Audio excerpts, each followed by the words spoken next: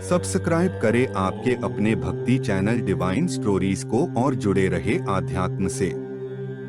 एक समय की बात है, देवाधिदेव महादेव और शैलपुत्री पार्वती के विवाह के बाद दीर्घकाल तक दोनों निर्जन वन में विहार करते रहे। एक दिन पार्वती जी ने भगवान शंकर से कहा, मैं एक श्रेष्ठ पुत्र चाहती हूँ। भगवान शंकर ने पार्वती जी को पुण्यक नामक महान पुण्य देने वाले व्रत के बारे में बताते हुए कहा, इस व्रत से तुम्हें संसार में विख्यात पुत्र प्राप्त होगा। पार्वती जी ने पुण्यक व्रत करने का निश्चय करके सभी सामग्रियों को एकत्र करने के लिए ब्राह्मणों व दास दासियों को लगा दिया।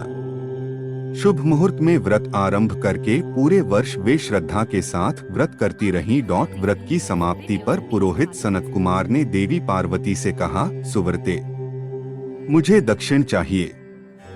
पार्वती ने मुहमांगी दक्षिणा देने का वचन दिया। फिर क्या था, पुरोहित बने सनत कुमार ने अस्वाभाविक दक्षिणा की याचना की। देवी, इस व्रत में दक्षिणा स्वरूप मुझे अपने पति को दीजिए। यह सुनते ही देवी पार्वती पर जैसे वज्रपात हुआ। वे व्याकुल होकर विलाप करती हुई मूर्छित हो गईं। पार्वती को मूर्छित देखकर ब्रह्मा, विष्णु और मुनियों को हंसी आ गई। उन्होंने पार्वती को समझाने के लिए भगवान शिव को भेजा। पार्वती की मूर्छा टूटने पर शिव ने उन्हें समझाया, देवी, देव कार्य, पितृकार्य या नित्य नैमित्तिक जो भी कार्य दक्षिणा से रहित होता है, निष्फल हो जाता है।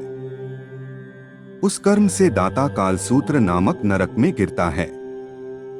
उसके बाद वह दीन होकर शत्रुओं से पीड़ित होता है। ब्राह्मण को संकल्प की हुई दक्षिणा उस समय न देने से वह बढ़कर कई गुनी हो जाती है। भगवान विष्णु और ब्रह्मा ने पार्वती से धर्म रक्षा के लिए अनुरोध किया। धर्म ने भी समझाया। देवताओं ने कहा, मुनियों ने भी दक्षिणा देने की प्रेरणा दी, फिर भी पार्वती चुपचाप रहीं। तब सनत कुमार ने कहा, शिवे, या तो आप मुझे दक्षिणा में अपने पति को प्रदान कीजिए या अपने दीर्घकालीन कठोर तप का फल भी त्याग दीजिए। इस महान कर्म की दक्षिणा न मिलने पर मैं इस दुर्लभ कठोर व्रत का फल ही नहीं, आपके समस्त कर्मों का फल भी प्राप्त कर लूंगा। उद्विग्न होकर पार्वती ने कहा, पति से वंचित हो जाने वाले कर्म से क्या लाभ? दक्षिणा देने तथा धर्म और पुत्र की प्राप्ति से मेरा क्या हित होगा? पृथ्वी देवी की उपेक्षा कर वृक्ष की पूजा करने से क्या प्राप्त हो सकेगा? साध्वी स्त्रियों के लिए पति 100 पुत्रों के समान होता है। ऐसी स्थिति में यदि व्रत में अपने पति की ही दक्षिणा दे दी जाए तो पुत्र से क्या लाभ? यह सत्य है कि पुत्र पति का ही अंश होता है, लेकिन उसका एकमात्र मूल तो पति ही होता है। मूलधन के नष्ट होने पर समस्त व्यापार ही विनष्ट हो जाता है। उसी समय आकाश में देवताओं और ऋषियों ने एक रत्न निर्मित रथ देखा जो पार्षदों से घिरा था। उस रथ से श्री नारायण उतरकर देवताओं के सम्मुख उपस्थित हुए।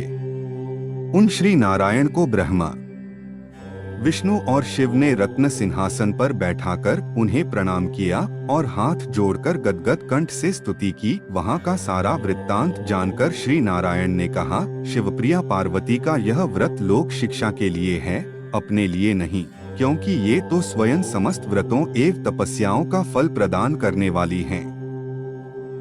इनकी माया से ही चराचर जगत मोहित है।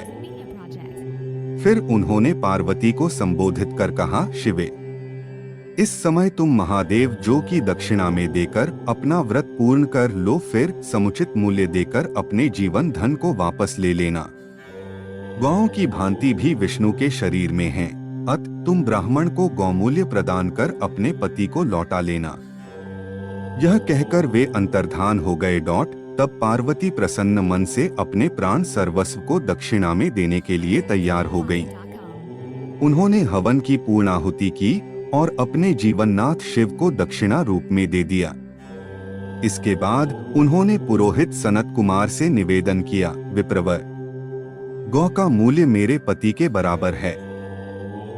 मैं आपको अत्यंत सुंदर 1 लाख गौएं प्रदान करूंगी। इसके बदले में आप मेरे जीवन सर्वस्व को लौटा दें। प्राणनाथ के मिल जाने पर मैं पुनः ब्राह्मणों को विपुल दक्षिणाएं प्रदान करूंगी। तब सनत कुमार ने पार्वती से कहा, देवी, मैं ब्राह्मण हूँ, मैं 1,00,000 गौएं लेकर क्या करूंगा? इस दुर्लभ रत्न के सामने 1,00,000 गौओं की क्या तुलना? मैं इन्हें साथ में लेकर त्रिलोक में भ्रमण करूंगा। उस समय समस्त बालक इन्हें देखकर प्रसन्नतापूर्वक ताली बजाकर अट्टहास करेंगे। कहने के साथ ही सनत कुमार ने भगवान शिव को अपने पास बैठा लिया। यह सुनकर पार्वती जलहीन मछली की भांति छटपटाने लगी। उन्होंने मन ही मन सोचा, कैसा दुर्भाग्य है मेरा कि मुझे न तो अभीष्ट देव का ही दर्शन हुआ और न ही व्रत का फल प्राप्त हो सका। अधीर होकर वे अपने प्राण त्यागने के लिए प्रस्तुत हो गईं। अकस्मात उसी समय आकाश में तेज समूह प्रकट हुआ। उस तेज समूह को देखकर पार्वती ने उससे अपने ऊपर दया करने को कहा और उसमें है तेजोराशि के मध्य विश्वमोहन श्री कृष्ण स्वरूप का दर्शन किया। ऐसे भुवन मोहन अनूप रूप को देखकर भगवती पार्वती उसी के सदृश पुत्र की कामना करने लगी और उसी क्षण उन्हें वह वर भी प्राप्त हो गया। तदनंतर वह तेज वहीं तिरोहत हो गया। तब देवताओं ने ब्रह्मपुत्र सनत कुमार को समझाया। सनत कुमार ने दिगंबर शिव को उनकी प्राणेश्वरी पार्वती को लौटा दिया।